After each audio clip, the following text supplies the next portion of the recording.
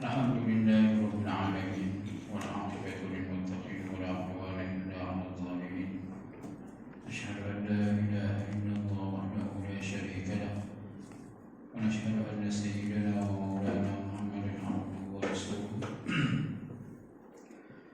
وصفيه وحبيبه الذي بلغ الرسالة وأدى الأمانة ونصح الأمة وجاهد بالله حق جهاده حتى أتاه اليقين. اللهم صل وسلم على سيدنا محمد الفاتح لما أغلق والخاتم لما سبق ناصر الحق بالحق والهادي إلى صراطك المستقيم وعلى آله وصحبه حق قدره ومقداره العظيم. رب اشرح لي صدري ويسر لي أمري واحلل عقدة من لساني يفقهوا قولي. سبحانك لا علم لنا إلا ما علمتنا إنك أنت العليم الحكيم. لا حول ولا قوة إلا بالله العلي العظيم. ولا حول ولا قوة إلا بالله العلي العظيم. ولا حول ولا قوة إلا بالله العلي العظيم. سبحان الله. Alhamdulillah, tanah kali sama-sama kita panjatkan syukur kepada Allah Subhanahu wa taala. Sekali lagi diberikan kesempatan untuk kita hadir ke masjid ini melaksanakan sembahyang maghrib berjemaah. Dan seterusnya insya-Allah pada malam ini kita akan sambung lagi tafsir surah Baqarah daripada tafsir Al-Ihsan juzuk pertama dan juzuk ketiga bagi surah Baqarah daripada Al-Quran Al-Karim. Minggu lepas kita ada habiskan berkenaan dengan cerita berkenaan dengan menafkahkan harta kita di jalan Allah Subhanahu wa taala. Antara benda yang wajib kepada kita semua apabila sampai tahap dan juga sampai kedudukan kita, harta kita sampai cukup haul dan juga nisab, maka wajib ketika itu kita melaksanakan dan juga membayar zakat. Dan kategori zakat yang selalu kita tahu dan kita berat ialah zakat fitrah lah. Itu semua orang tahu. Tetapi di sana ada beberapa zakat yang mungkin terlepas pandang kebanyakan masyarakat Islam. Kadang-kadang dia merasa selesa dan juga merasa tak ada apa-apa, sehingga menyebabkan dia ni tidak mengeluarkan zakat dan tidak berusaha untuk membayar zakat di mana-mana tempat yang wajib dia bayar zakat. Antara zakat yang diletakkan di dalam senarai zakat ni banyaklah. Zakat tumbuh-tumbuhan, ada zakat mah, ada lah. Mungkin laki ni tak banyak mah. Mungkin zaman dah ni ada mah, tapi dia mah dia berbentuk dinar mah. Itu ada orang laki beli. Apa tak syarikat dah ni, public pool ke apa tak tahu lah ni, beli mah gitu. Mah yang jenis simpan dan kutu tu cukup haul dan cukup nisab dia, wajib bayar zakat. Dia bukan boleh simpan saja lah. Bila sampai dia punya nisab timbangan dia, maka dia wajib bayar zakat. Begitu juga perempuan yang menyimpan mah tanpa diguna pakai, dia juga kena bayar zakat. Zaman law ni kadang-kadang orang takut nak pakai mah, kadang-kadang semangat nak beli mah. Lepas tu tengok orang sana kena ragut, sini orang kena ragut, dan dia berbuang simpan bol dalam lemari. Bol dalam lemari itu maksudnya dia tak pakai selama bertahun-tahun, pusing setahun dia tak pakai. Sekiranya timbangan itu cukup, maka dia kena bayar zakat kalau dia tak pakai. Tapi kalau dia pakai mah tu, walaupun bertahun-tahun pun sekalipun, dia tak kena bayar zakat. Sebab zakat kena kepada mah simpanan saja. Mah yang dipakai tak kena. Dengan syarat mah tu tidak melampaui batas dan tidak melampaui daripada adat kebiasaan. Asalnya orang pakai mah ni tak ada banyak, sikit-sikit betul lah. Tapi dia pakai mah ni sampai ke siku. Itu kena zakat apa? Dia nak lari pada zakat, dia pakai mah ke siku. Tak boleh. Itu kena bayar zakat tu. Kalau dia cerdik sikit, tu kena ngaji. Kalau dia cerdik sikit, mai dia banyak.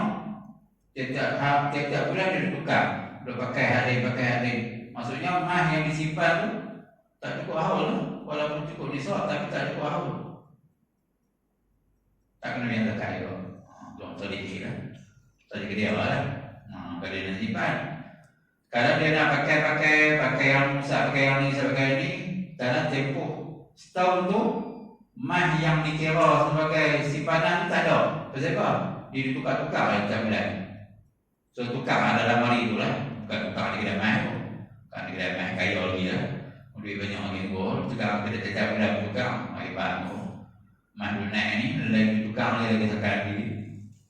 Hak mana dia? Simpan. Dia rumah lah tu. Simpan di rumah pun orang pun tak sedap juga. Orang tengok orang mah yang mana. Kan? Kadang-kadang curi orang masuk rumah rumput mah yang macam-macam. Habis punggah, habis lemari. Selok, habis tilam-tilam. Dia berpandai cari habis semua tempat-tempat. Apa cincang habis tilam. Hancur tilam. Kok-kok ada dalam tilam. Ni kata penyamuk ni pun. Kan dia curi sungguh sampai tahap tu. Bawa-bawa lah untuk bayar zakat sekiranya cukup. InsyaAllah Allah akan pelihara kita punya harta dan juga keluarga kita daripada malapetaka dan juga benda-benda yang tak elok.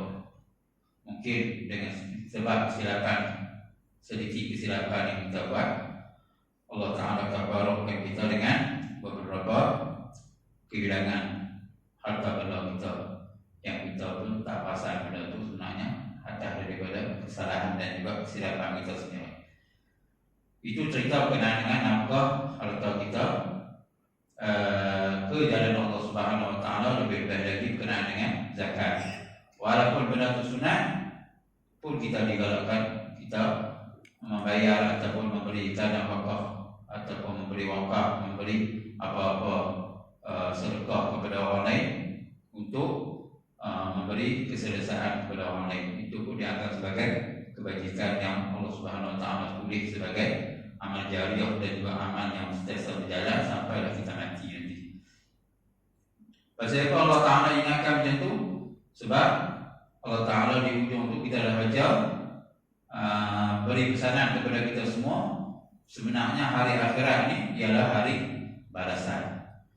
Dunia ni ialah hari dugaan dan juga ujian daripada Allah.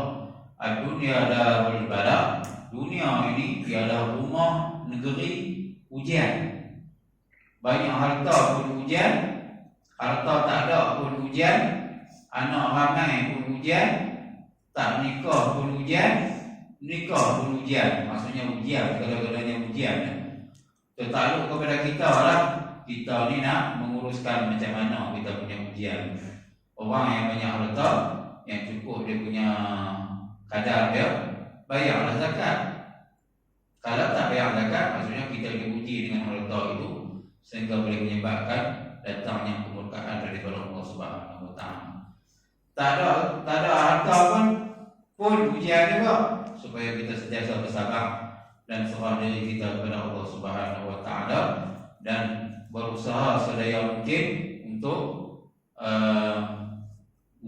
menuntut keperluan kehidupan kita setiap hari. Sekurang-kurangnya kerja yang ringan-ringan. Kalau ada orang bagi, ambillah sebagai zakat ataupun sedekah. Itu kepada orang yang susah pula, macam-macam ujian. Sebab apa? Sebab Nabi SAW sebut al-dunya darul bala.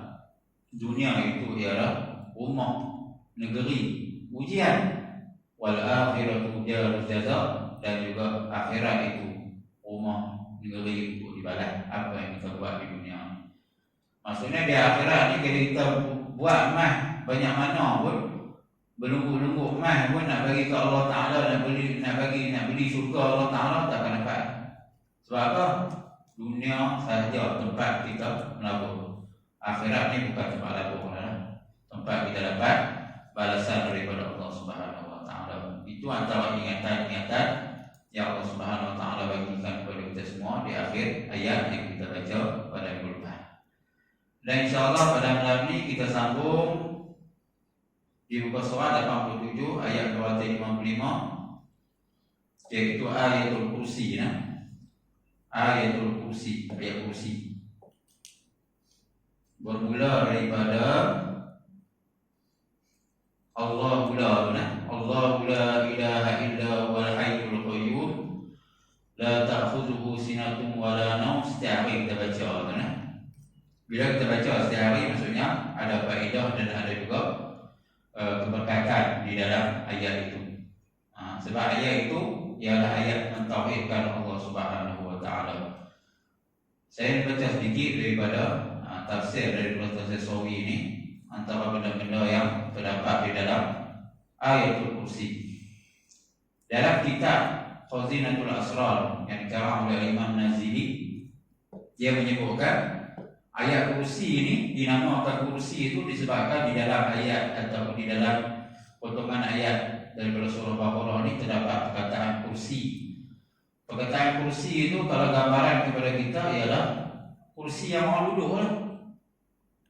Mesti kita baca kursi itu orang duduk. Tapi sebenarnya kursi yang disebutkan oleh Allah Subhanahu wa taala itu tak tahu hakikat sebenarnya macam mana. Bahkan sahabat Nabi sallallahu alaihi wasallam pernah bertanya kepada Nabi sallallahu alaihi wasallam, maka Nabi sallallahu alaihi wasallam menjawab, kursi itu ialah kerajaan Allah Subhanahu wa taala. Perumpamaan dengan dunia ni, kalau kursi itu sebesar cincin dan beberapa titik yang dalam cincin itulah dunia dan juga langit. Maksudnya kecil semua langit dan bumi ni. Berbanding dengan kursi itu besar. Bahkan lebih besar ialah arasy Allah Subhanahu wa taala. Kedua-dua ni ialah kejadian dan juga makhluk Allah Subhanahu wa taala yang Allah taala ciptakan. Tujuan untuk apa? Tujuan untuk memberikan gambaran keagungan kebesaran Allah Subhanahu wa taala. Bukan setakat langit dan bumi Allah Ta'ala cipta, bahkan lebih besar daripada itu pun Allah mampu cipta benda-benda itu. Itu antara gambaran kepada manusia. Tapi sebagai manusia, kita ni wajib beriman walaupun kita tak faham apa sebenar makna kursi.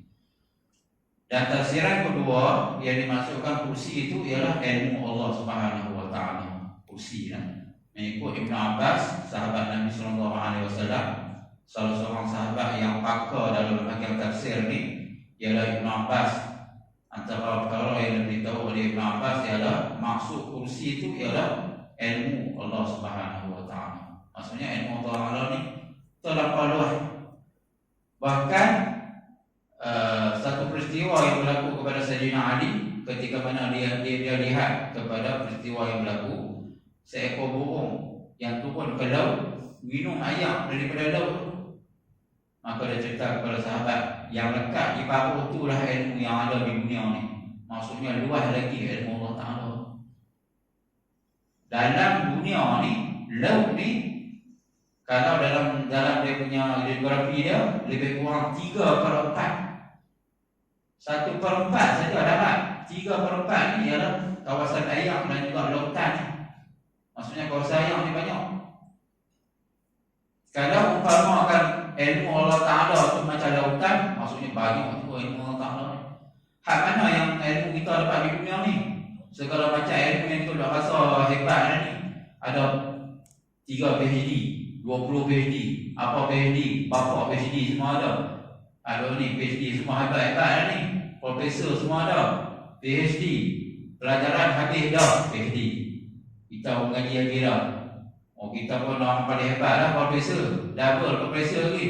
Dah tak terang mana pun. Mana dia dekat di paruh burung tu saja ilmu yang Allah Ta'ala bagi di atas muka bumi ni. Banyak lagi ilmu-ilmu yang kita pun tak tahu yang ada pada Allah Subhanahu wa taala.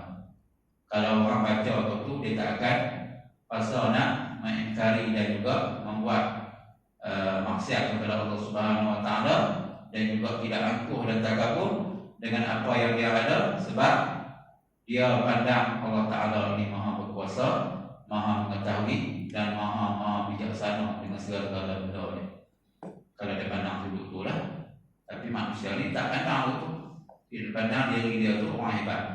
Dia tak pandang kepada Allah Subhanahu Wa Taala. Ayatul kursi itu masuk dia kursi yang disebutkan dalam ayat tu. Dan banyak hadis menceritakan tentang ayatul kursi. Antara hadis yang beriwayatkan daripada beberapa sahabat yang sama ada punya ni, antara yang Nabi SAW sebut ialah barang siapa yang membaca ayatul kursi pada pagi hari, maka Allah Ta'ala akan menjaga dia sampai ke petang. Itu satu. Yang kedua, sesiapa yang mengamalkan ayatul kursi, Allah Ta'ala akan mengamankan rumah dia daripada iblis setan dan menghindarkan dia daripada ahli-ahli sihir yang membuat sihir di dalam rumah dia. Raja main dalam rumah. Sebab tu saya beritahu minggu lepas, antara benda yang patut kita baca sebelum kita masuk rumah baru ialah surah Baqarah. Pagilah orang masjid baca surah Baqarah. Terus tak main. Mana? Tak main terus. Sebab dengan surah Baqarah berapa jam Nabi baca orang sikit lah, kena nak baca. Kalau dia pergi orang masjid tak pergi baca takut dengan nama Baqarah tu, dia pasanglah CD di rumah dia tu, pasanglah ayat Quran surah Baqarah dalam rumah dia. Katanya berapa tak pergi orang masjid, panggil dah, dia tak main. Abang apa dia tu, petang ni nak baca surah Baqarah, memang tak main. Kalau surah Yasin tu boleh main, baca surah Baqarah ni, fikir 3 kali, pejam nak dia. Tak baca orang. Itu antara beberapa hadis yang Nabi SAW sebut antara kelebihan daripada ayatul kursi di dalam surah Al-Baqarah.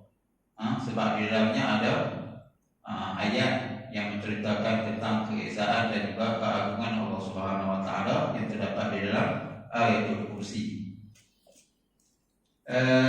Itu antara benda yang disebut. Dan nama ayatul kursi ini ada lebih kurang 40 nama. 40 nama ayat kursi ini. Dan banyak-banyak lagi nama yang tidak disebut oleh ulama sebab terlalu panjang cerita dia lah. Antara yang terkenal ialah nama ayat kursi. Banyak lagi nama dia. Dan ada satu hadis yang menceritakan sahabat Nabi SAW pernah ditanya oleh Nabi SAW, kamu tahulah apa surah yang paling baik di dalam Quran? Maka sahabat dijawab, Abu Munzir dijawab, Allahu la ilaha illa huwal hayyul qayyum. Nabi sallallahu alaihi wasallam ambil tangannya, letak di dada dia, tepuk di dada dia.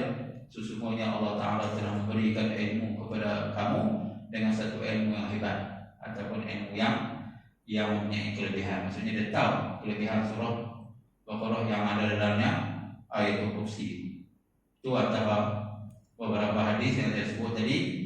Banyak kelebihan-kelebihan yang terdapat dalam ayatul kursi. Pasal apa banyak? Pasal di dalamnya terdapat tentang keesaan Allah Subhanahu Wa Taala dan sifat-sifat Allah Subhanahu Wa Taala. Dan disebut dalam kitab Fadinatul Asrar tadi, saya berlupa cerita dia. Ngaji lama lah kita tu. Tak harap lah kan.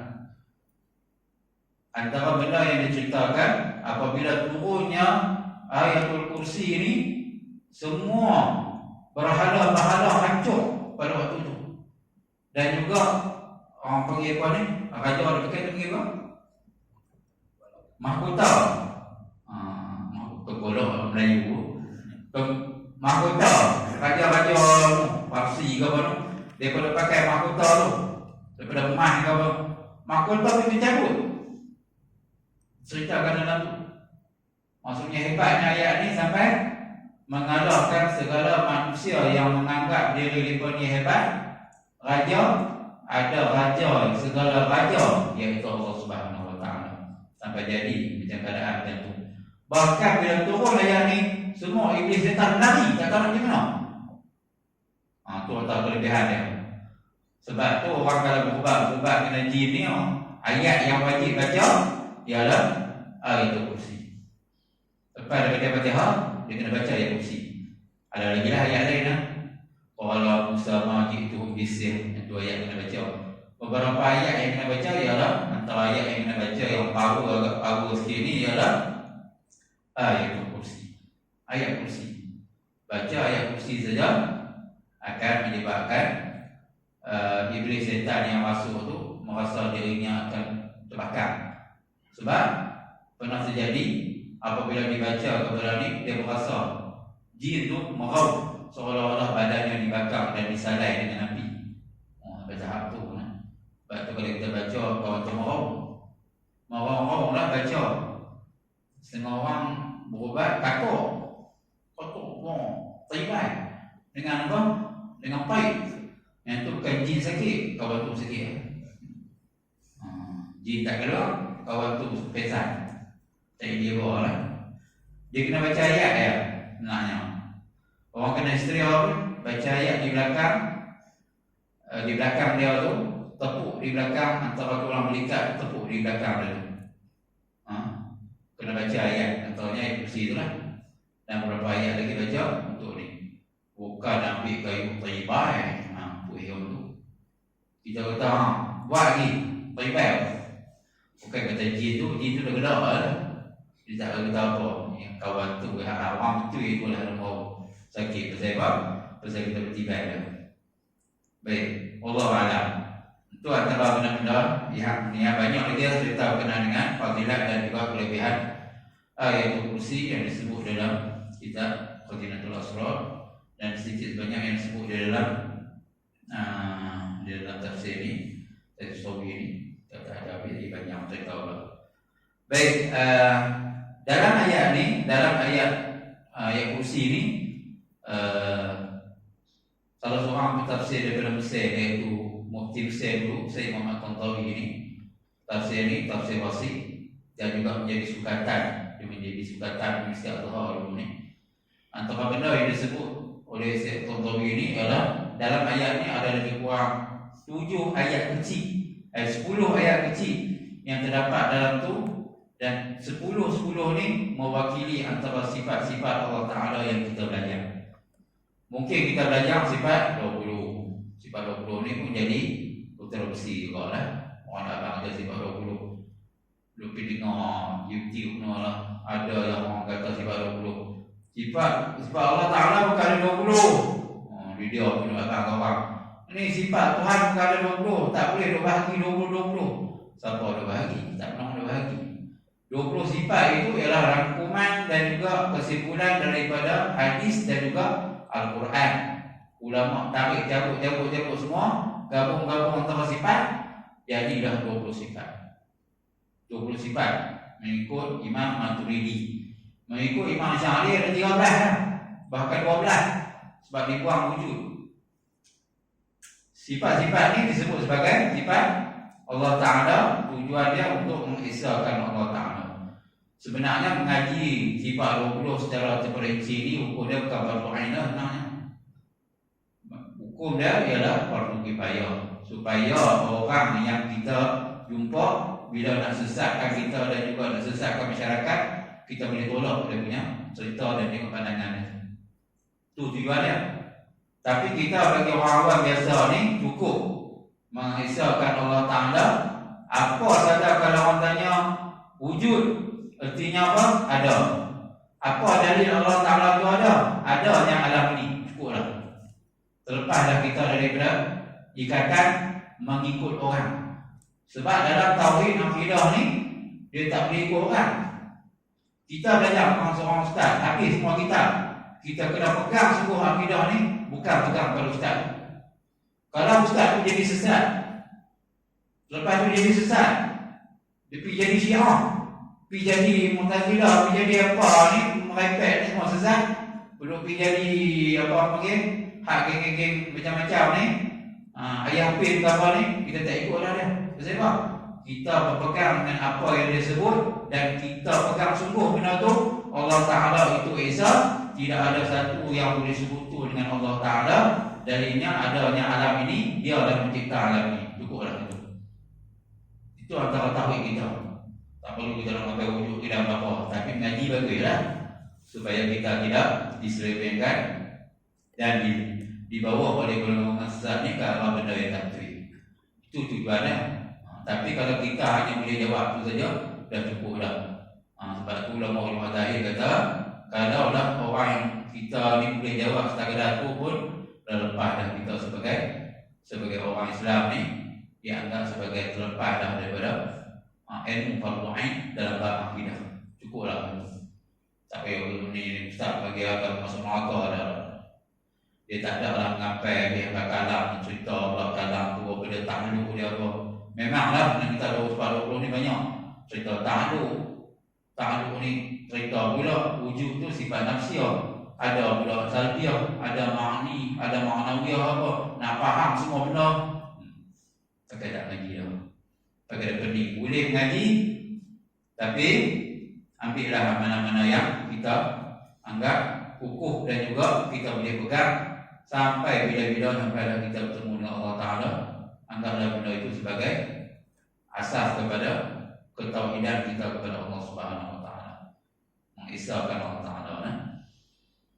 Baik, tanggal lagi bisa kita boleh pula. Boleh tak? Mana ada yang ni?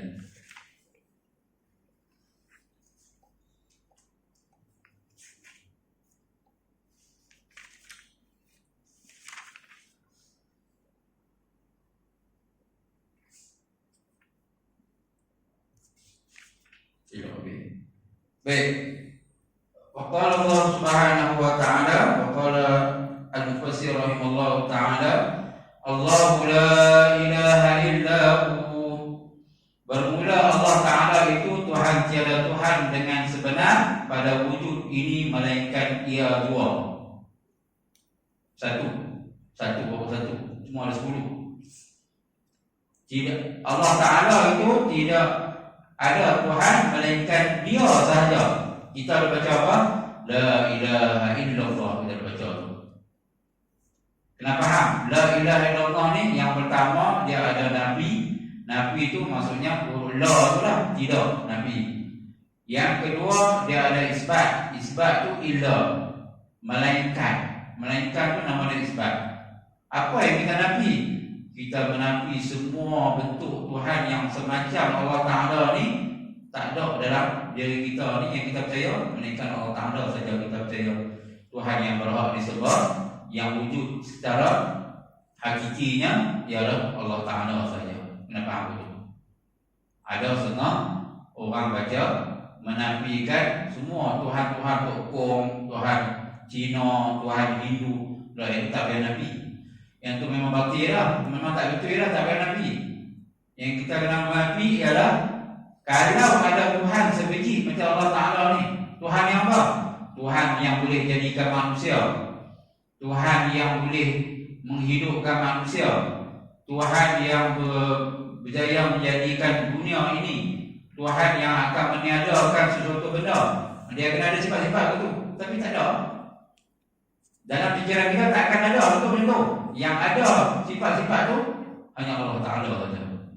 Itu benda yang ada dalam kaedah La ilaha illallah. Penafian kita dan juga kita hanya menghadap yang Tuhan yang berhak disembah, yang betul-betul yang wujud secara hakiki ini ialah Allah Subhanahu Wa Ta'ala saja. Itu yang terdapat di dalam kata Allah la ilaha illallah. Dalam ayat ini dia akan mula Allahu la ilaha illahu, sama lah. Cerita dia sama lah. Satu kan? Satu tu cerita berkenaan dengan Allah Ta'ala itu Esa, Allah Ta'ala itu ada wujud dan Allah Ta'ala itu Esa. Kita semua dah tahu lah. Kita tanya orang banyak biar. Esa Allah Ta'ala ni bukan dibantu oleh zat ataupun orang lain. Orang lain tak nak tolong dia. Pasal apa? Kalau orang tanya macam mana Esa Allah Ta'ala ni? Yang pertama, Esa ni Allah Ta'ala ni segala kekuatan ciptaan dalam dunia ni hanya Allah Ta'ala jadi. Tak ada yang bantu dan jadikan dulu bantu dia apa, tak ada. Sama. Yang kedua, Allah Ta'ala ni zat bukan macam kita. Kita ni gabung daripada kepala, ada telinga, ada mata, tapi Allah Ta'ala tak macam tu. Macam mana? Tak tahu macam mana. Jangan bayang. Kalau kita berbayang Allah Ta'ala ni macam kita, ada mata, Allah Ta'ala ni ada kepala, Allah Ta'ala ada kaki, ada tangan. Sama macam kita. Lemah ada. Tak boleh nak bayang. Sebab tu hakikat kita belajar tauhid. Orang yang lemah untuk cerita sebenar, hakikat sebenar Allah Ta'ala ni, itulah sebenarnya dia kenal Allah Ta'ala. Kalau tanya Allah Ta'ala ni macam mana? Tak ada macam. Lagu mana? Tak ada lagu. Tak payah dia cerita lah. Tak ada macam, tak ada lagu. Nak cerita macam mana? Tak tahu nak cerita. Macam pun tak ada, lagu pun tak ada. Mudah cerita lagu tu Allah Ta'ala. Kalau kita dah boleh tafsir lagi Allah Ta'ala tu macam ni, dia terbang buat ni, itu bukan Tuhan. Itu Iblis. Tak boleh nak cerita kan? Itu maksudnya wahdaniyat ataupun isanya Allah Ta'ala. Isanya Allah Ta'ala maksudnya Allah Ta'ala ini tidak bergabung daripada nyawa, ruh, tak ada. Bukan jenis ruh terima kepada Allah Ta'ala ni. Dia bukan jenis ada kepala, bukan ada telinga, macam mana? Tak tahu Allah. Kalau sama macam manusia, lemah dia. Dia bentukkan diri dia, diri manusia tu macam diri dia, lemah juga. Tak akan sama lah. Macam mana Allah Ta'ala. Sama. Yang kedua, Al-Hayyul Qayyum, yang hidup berkekalan, lagi berdiri pada tadbir makhluknya. Al-Hayyu itu maksudnya hidup. Allah Ta'ala ni hidup. Sebab itu sebahagian daripada ulama tauhid meletakkan hayat tu terlebih dahulu daripada sifat lain. Dia tak hayat dulu, sifat-sifat lain tu baru datang belakang. Sebab apa? Nak wujud sifat lain ni kena ada hidup dulu. Macam kita lah. Kita ni makan, minum, angkat berat, angkat semua. Nak buat macam-macam, nak mengaji. Kalau hidup tak ada, tak ada apa.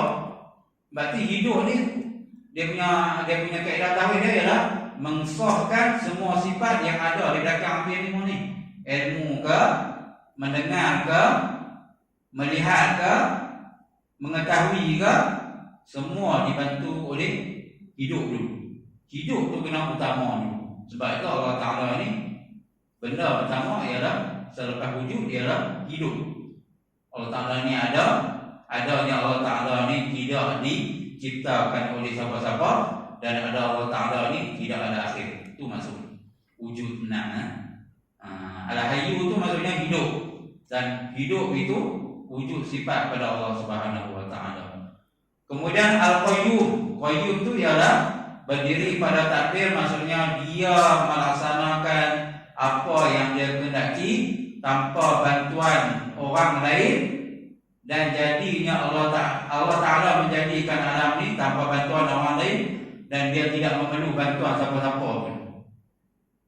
Adanya Allah Ta'ala tidak berkehendak kepada yang orang menjadikan dia, dan adanya Allah Ta'ala dia tidak perlu bantuan siapa-siapa pun. Itu maksud qiyamuhu binafsi. Qayyum itu maksudnya qiyamuhu binafsi itu lah. Dia berdiri dengan sendiri. Bukan maksud dia duduk lepas tu dia berdiri. Tengah orang faham tak? Dulu Tuhan duduk siapa? Ada berdiri dengan sendiri? Bukan maksud itu. Berdiri dengan sendiri maksudnya adanya Allah Ta'ala tidak ada yang menjadikan dia. Adanya Allah Ta'ala tidak memerlukan kepada zat ataupun makhluk-makhluk lain untuk bantu dia. Tak perlu. Itu masuk diri dengan sendirinya. Seolah-olah dia menjadikan alam ni dia saja tanpa perlu bantuan siapa-siapa. Adanya dia, tak ada satu zat ataupun tidak ada satu benda yang mencipta dia. Itulah Allah Ta'ala. Tak ada, kita takkan ada lah. Sifat manusia pun takkan ada.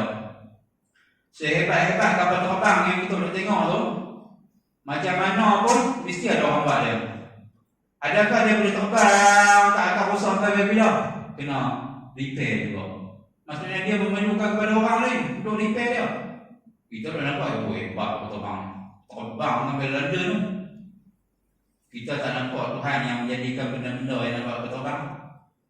Tak, Tuhan jadi benda-benda kapal terbang tu lah. Semua orang saya boleh dah lah. Kena pijak daripada asal tu. Besi siapa buat? Allah Ta'ala buat. Timah siapa buat? Allah Ta'ala buat. Emas siapa buat? Allah Ta'ala.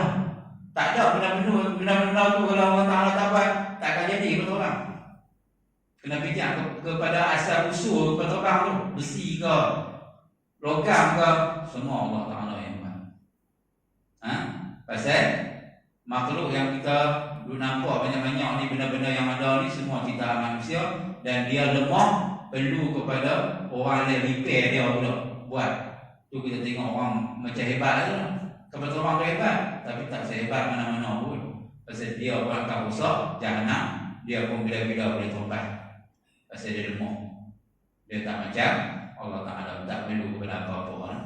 Itu maksud dia Al-Qiyamu binafsi ataupun Al-Qayyum. Dia mentadbir ataupun menjaga dunia ni dan langit, tidak perlu kepada bantuan siapa-siapa. La ta'khuzuhu sinatun wa la naum. Tiada ambil akan dia oleh mengantuk dan tiada lena. Ni Allah Ta'ala ni bukan setakat tidur dan dia tak lena. Ngantuk pun tak. Kalau ngantuk pun tak, lena lagi jauh lah. La ta'khuzuhu sinatun. Sinatun tu maksudnya mengantuk. Kalau mengantuk pun tak, Ustaz dia tak mengantuk, dia tidur tu lah, tak mengantuk. Tak. Nak abang kata mengantuk pun tak. Kan tidur lagi jauh lah. Kadang-kadang awak gambarkan Allah Ta'ala ni macam makhluk. Macam-macam lah. Kita boleh tengok orang ni bagi macam-macam cerita. Orang kata pasal apa hang duk orang pergi tanam mayat itu tengah hari ni malaikat makan tengah hari. Kita dah fikir Allah Tuhan rehat. Tuhan tak pernah rehat macam kita ni. Tuhan tak pernah tidur dan Tuhan tak pernah mengantuk. Apa yang akan wujud dengan tu? Maksudnya Allah Ta'ala ni sentiasa memerhati dan juga melihat apa yang kita lakukan. Apa saja yang kita buat, di situ ada sama, ada basar. Sifat sama, basar ada di situ. Maksudnya Allah Ta'ala takkan jadi apa-apa. Walaupun sekelip mata yang kita buat tu, tetap Allah Ta'ala tahu. Sebab tu dalam ayat-ayat yang lain Allah Ta'ala tetap, wa ma tasqutu min waraqatin illa ya'lamuha.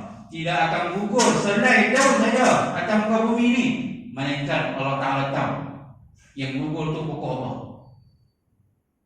Hak hujan tu pun berapa titik, siapa bagi kira titik dia? Tak bagi kita. Tapi Tuhan tahu berapa juta titik yang turun hari ini. Nak suruh kita kira, mungkin tak kira. Kaki cuaca pun tak pernah kira. Mungkin dia kira berapa liter, berapa ribu liter yang turun hari ini. Tapi dia tak boleh kira berapa titik. Itu antara kelemahan kita lah. Tapi Allah Ta'ala tidak ada kelemahan di situ. Allah Ta'ala ni sentiasa memerhati kita dan memandang kita dan melihat apa yang berlaku di atas muka bumi ini tanpa lalai, bahkan mengantuk pula. Apatah lagi tidur, wala naum, dan dia tidur juga tidak tidur ataupun lena. Lena tu bahasa sekedar orang Penang lah. Seutara ni lena. Bahasa tani dia panggil jenera. Jenera panggil lah. Jenera tu lena lah. Lahu ma fis samawati wa ma fil ardh. Baginya barang yang dalam 7 petala langit dan barang yang dalam 7 milik dan kejadian dan hamba. Apa saja di atas muka bumi ini hak milik Allah Ta'ala. Maksudnya Allah Ta'ala yang menjadikan dengan kuasa dia. Masuk dalam sifat itu ialah kudrat dan iradat Allah Ta'ala. Maksudnya masuk banyaklah dalam ayat kursi ini tersenarai sifat-sifat yang kita belajar dan kita tahu itu. Banyak. Ulama bukan bodoh lah. Lebih cerita kita nampak ulama ni macam bodoh. Kena heran orang duk komplain ni. Apa ni buat sifat ulama bukan bodoh. Dia cipta sifat-sifat Tuhan. Dia cerdik, tapi dia tahu kedudukan ayat Quran ni di mana dan apakah sifat yang sesuai dalam ayat-ayat Quran dan juga hadis Nabi SAW. Kita dah nampak macam ulama ni bodoh. Mereka ni, tapi sebenarnya kita yang bodoh. Kita benar yang bodoh, sebenarnya kita yang bodoh. Bodoh orang yang komplain itulah. Biar dari bawah yang bodoh. Kita cerita kan. Apa saja yang ada di langit dan ada di bumi, dan antara kedua langit dan bumi ini pun Allah Ta'ala cipta. Kita kalau cipta satu benda, jadi panjang mana ni lagi. Kita kalau cipta satu benda, ni kita cipta gelas ni. Kita cipta mana? Kita cipta keliling ni ya. Automatik hak tengah ni jadi. Allah Ta'ala bukan macam tu. Allah Ta'ala jadi bumi, Allah Ta'ala jadi langit, dan di tengah-tengah ni pun Allah Ta'ala cipta. Tu special ya.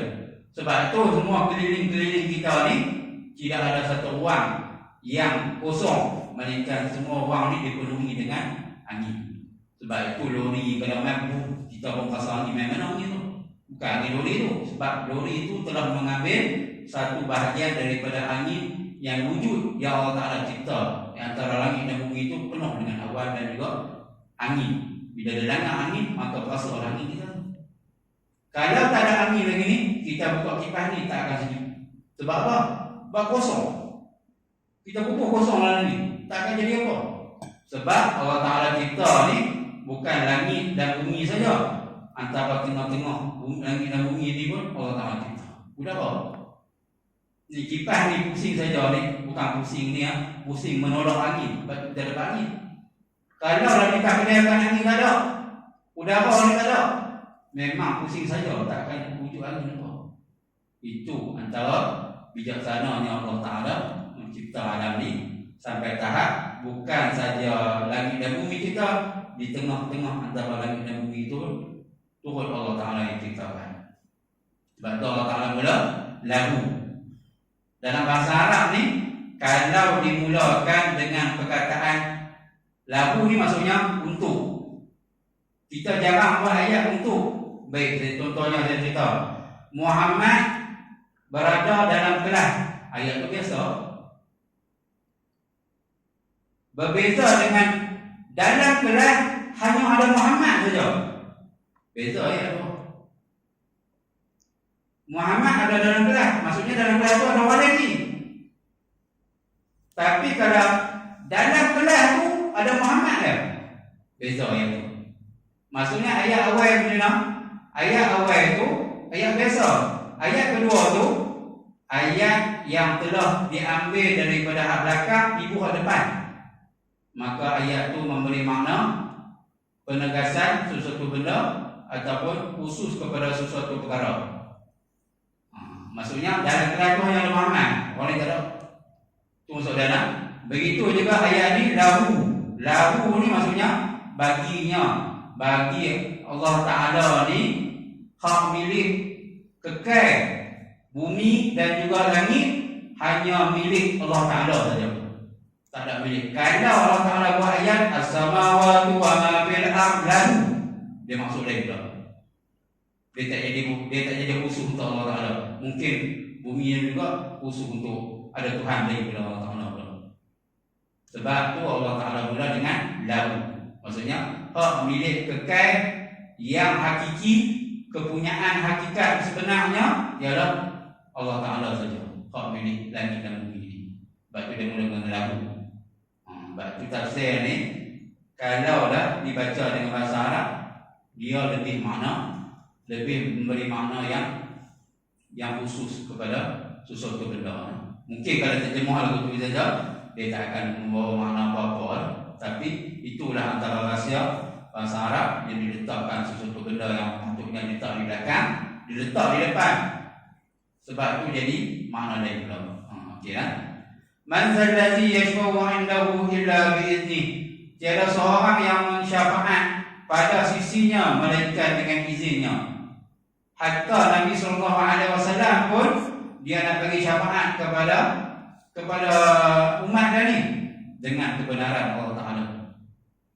Kita nampak Nabi SAW adakah dia pergi kepada masyarakat tu, dia minta mana syafaat aku lagi, dia tak minta. Nabi SAW menunduk kepada dia di bawah arasy ni. Sampailah Allah Ta'ala berfirman kepada Nabi SAW, irfa' raksa, angkatlah kepala kamu, isfa' syafa', aku berikan keizinan kepada kamu untuk memberi syafaat kepada umat kamu pada hari ini. Tu di padang mahsyar, itulah sebutan Allah Ta'ala kepada Nabi SAW. Maksudnya manusia tak boleh minta syafaat sendiri. Orang yang bagi syafaat kepada orang lain pun dia tak boleh bagi syafaat melainkan dengan izin Allah Ta'ala. Itu antara hak mutlak Allah Ta'ala. Tu nampak gambaran, gambaran sifat-sifat ni ialah sifat-sifat keagungan Allah Ta'ala. Tidak ada satu benda ataupun dalam bahasa tauhid dipanggil zat, tidak ada satu zat. Zat ni bukan maksudnya zat tu vitamin apa tu. Zat ni maksudnya diri. Cawan ni zat. Warna putih ni sifat. Sifat tu menumpang di zat. Ni satu benda ni lah dipanggil zat. Allah Ta'ala itu berzat. Maksudnya diri Allah Ta'ala itu. Dan tidak ada satu zat ataupun tidak ada satu makhluk pun yang boleh memberi syafaat dengan sendirinya melainkan dengan izin Allah Ta'ala baru diberikan. Mungkin kita baca hadis banyak orang yang mengambil Quran boleh bagi bantuan kepada ahli keluarga dia. Nabi SAW boleh bagi syafaat orang sekian, ulama boleh bagi syafaat kepada sekian, para orang soleh, para orang soleh yang mengamalkan selawat ni bagi syafaat sekian. Tapi siapa yang akan benarkan? Allah Ta'ala saja. Tapi kalau akhirat Allah Ta'ala kata kamu tidak dibenarkan memberi syafaat, maka tidak akan ada syafaat. Cuma kita faham, kita percaya janji Allah Ta'ala yang disebut oleh Rasulullah SAW, syafaat itu wujud pada hari akhirat, itulah yang kita faham. Tapi tidak akan ada syafaat melainkan dengan kebenaran dan izin daripada Allah Subhanahu Wa Ta'ala. Maksudnya hak mutlak. Nampaklah Allah Ta'ala ni mempunyai keagungan. Sebab itu sifat takabur ke sifat apa yang besar-besar yang kita pegang ni tak boleh ada pada manusia sebenarnya. Sebab tasawuf dia buang habis ni sifat mazmumah ni. Sebab apa? Sifat itu ialah sifat ambilan daripada sifat Allah Ta'ala. Betul ke sifat Allah Ta'ala? Betul ya? Sebab Allah Ta'ala dia sebut dalam apa panggil hadis kursi kan, al-kibriya ridai, kata Allah, takabur itu ialah ridai, selendangku, wal azamatu izari, dan juga kain kepakaianku ni ialah keagunganku ni ialah kain pakaianku.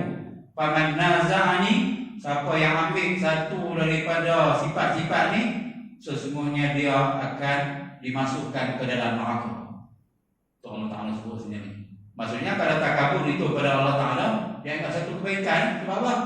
Berhak oleh Allah Ta'ala takabur. Pasal dia mempunyai segala-galanya.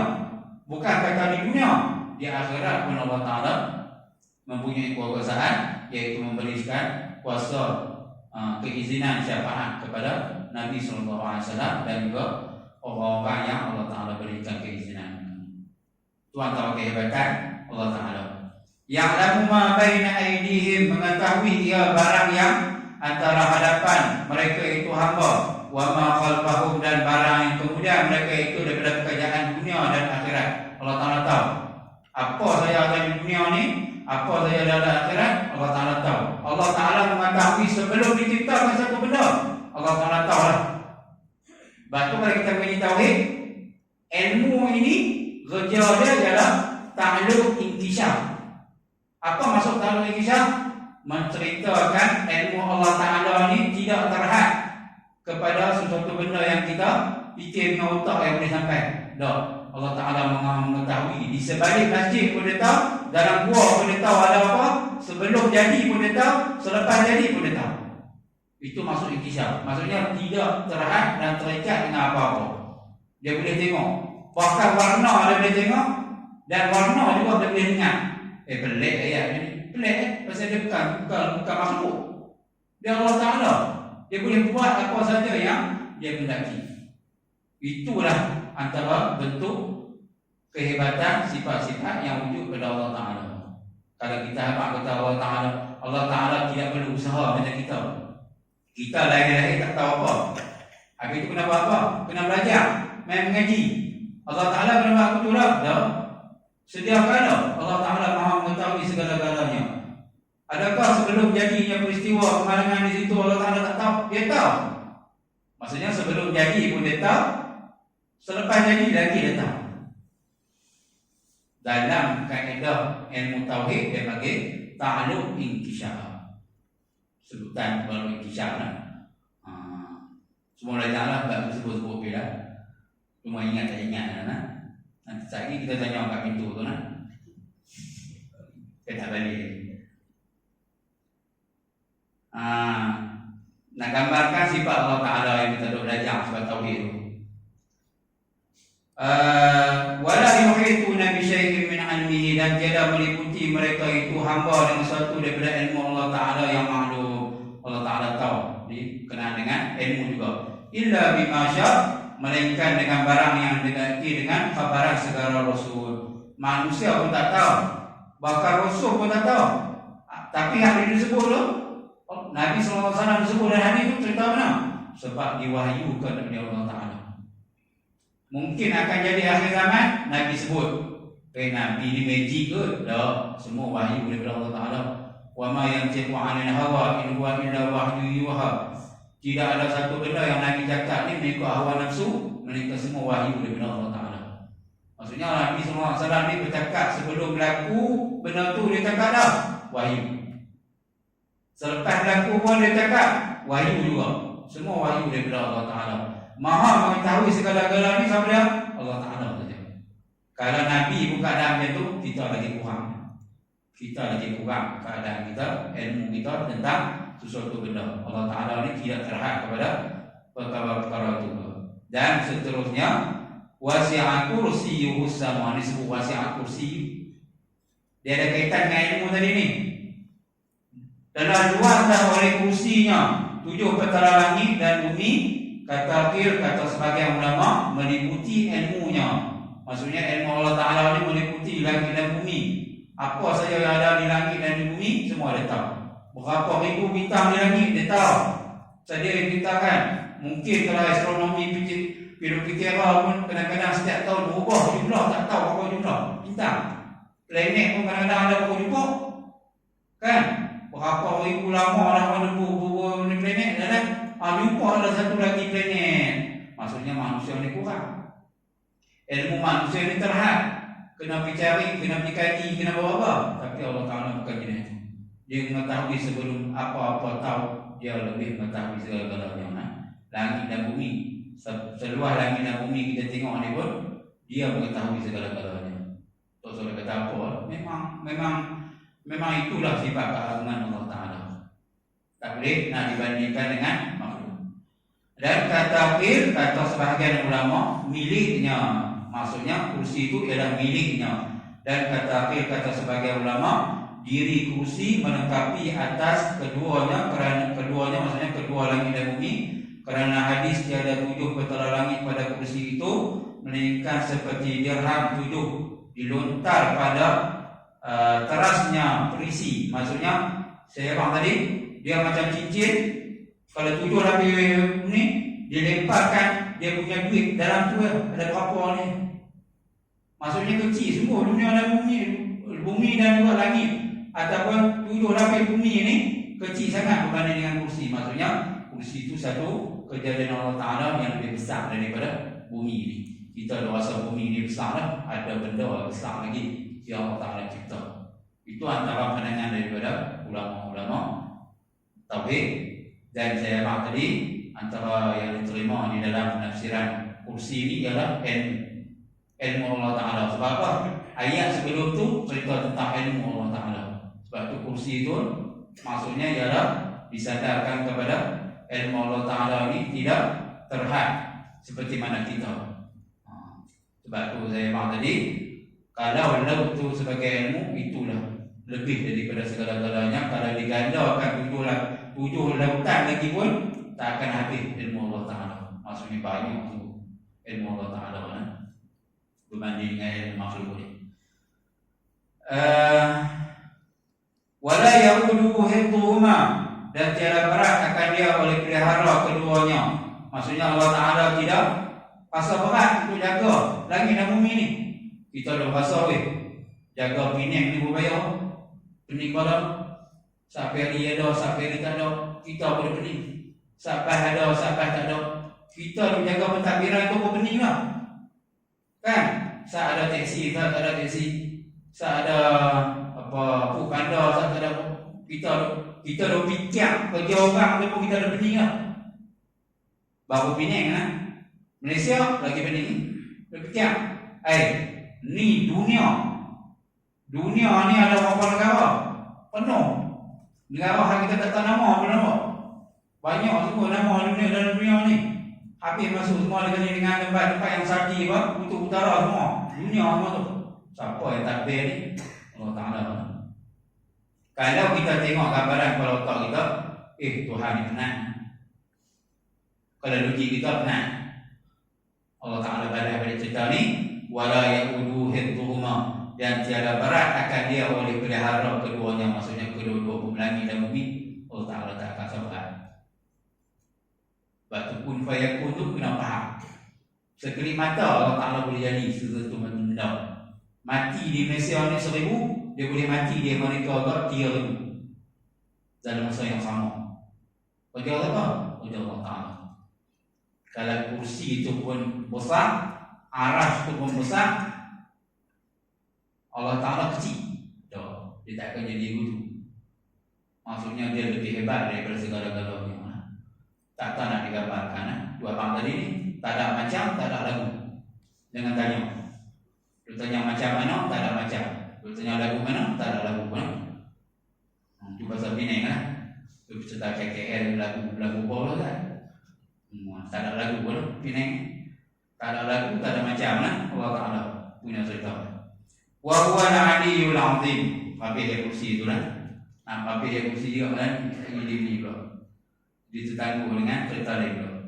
Dan dialah Tuhan yang amat ketinggian. Ali itu maksudnya Allah Ta'ala itu mempunyai ketinggian yang tinggi dan juga al-'azim, dan mempunyai kebesaran dan juga keagungan. Dan amat kebesaran sabda Nabi SAW, barang siapa baca ayat kursi tiap-tiap lepas bayang fardu, niscaya tiada melegah masuk syurga melainkan mati, dan tiada mengekali hatanya melainkan Siddiq atau Abid. Barang siapa baca akan dia apabila hendak tidur, aman oleh Allah Ta'ala atas dirinya dan jirannya dan segala rumah-rumah kelilingnya. Hebat. Segala jiran pun aman ni. Special ya. Spesialnya ayat kursi. Di akhir ini ditambah tadi dengan sabda Nabi SAW, siapa baca selepas sembahyang, Allah Ta'ala akan masukkan dalam syurga. Tiada satu menegah yang dia menegah seseorang itu yang wajib baca ayat kursi lepas sembahyang ni, melainkan Allah Ta'ala balai masuk ke dalam syurga. Itu antara kelebihan ayat kursi ya. Dan siapa baca di rumah dia, Allah Ta'ala akan aman diri dia, jiran dia, dan jiran kepada jirannya. Banyak jiran tu dan segala rumah di kelilingnya tu semua kena aman. Jadi aman dah. Kena percaya dengan orang. Ayat kursi kena wajib baca lepas sembahyang. Lepas tu kalau nak pergi mana pun bacalah Fatihah, kemudian baca ayat kursi. Apa itu? Pilih. Ada lah jauh-jauh pun Nabi tiba jauh. Jangan apa bagi salah orang ekonomi cabut. Apa pun tak baca tepuk punggung. Blok. Kan? Tengah masjid tepuk belakang blok. Di masjid mana saya mati tau. Dia jadi adat kedua. Alhamdulillah rabbil alamin. Pasal apa tak tahu. Dia ni silat ke apa ni? Saya belajar silat tu memang ada begitu. Silat kayu. Kan habis tutup belakang. Dia buat amin lain kali tepuk pegang. Silat, kata kampung ni cing silat ni. Bakal tepuk dulu lah. Tak apalah macam yang penting sapu muka tu hukum yang sunat lah. Tepuk belakang ni kena kita nyari pun. Main mana itu? Allah Alam lah. Wajib baca lepas supaya tidak diganggu dan juga aman daripada apa-apa yang boleh mengganggu kita, termasuk iblis dan setan, dan juga sihir-sihir, ahli sihir, santau-santau yang ingin diletakkan kepada kita ataupun ditujukan kepada kita, tak kena kepada kita. Itu antara usaha kita lah. Selepas sembahyang wajib nak baca ayat kursi lah. Baca ayat kursi. Itu antara kebaikan yang disebut oleh Nabi SAW. Allah ada. Dan ini kita sambung ayat seterusnya 256. Dan Iqra Hafiddin. Tiada dikerasi pada agama atas masuknya. Maksudnya Islam ini tidak memaksa.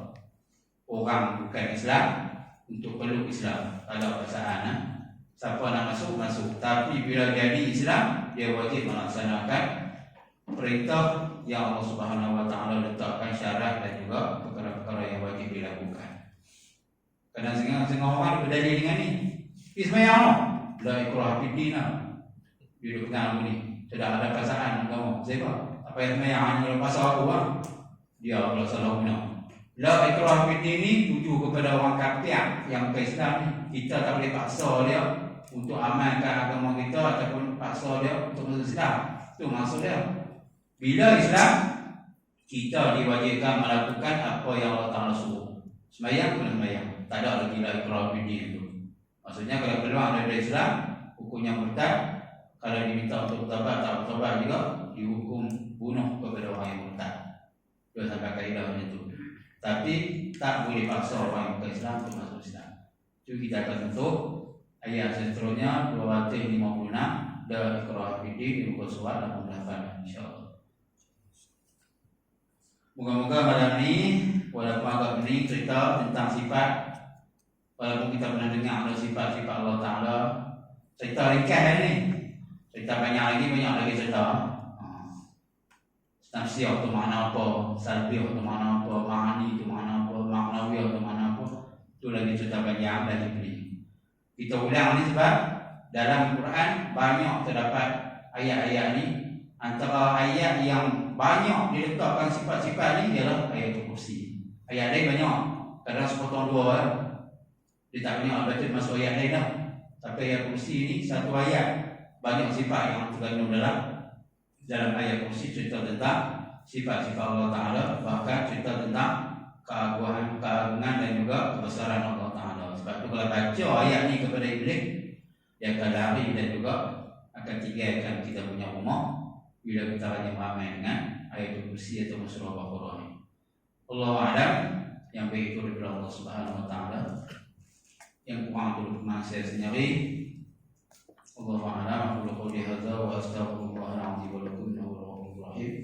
Bismillahirrahmanirrahim. Alhamdulillahirabbil alamin wassalatu wassalamu ala asyrafil anbiya'i wal mursalin wa ala alihi wa sahbihi ajma'in. Allahumma faqqihna fid din wa 'allimna at-ta'wil wa ihdina siratal mustaqim. Rabbana atina fid dunya hasanah wa fil akhirati hasanah wa qina adzabannar. Wa sallallahu ala sayyidina Muhammad wa ala alihi wa sahbihi wa sallam. Alhamdulillahirabbil alamin. Assalamualaikum warahmatullahi wabarakatuh.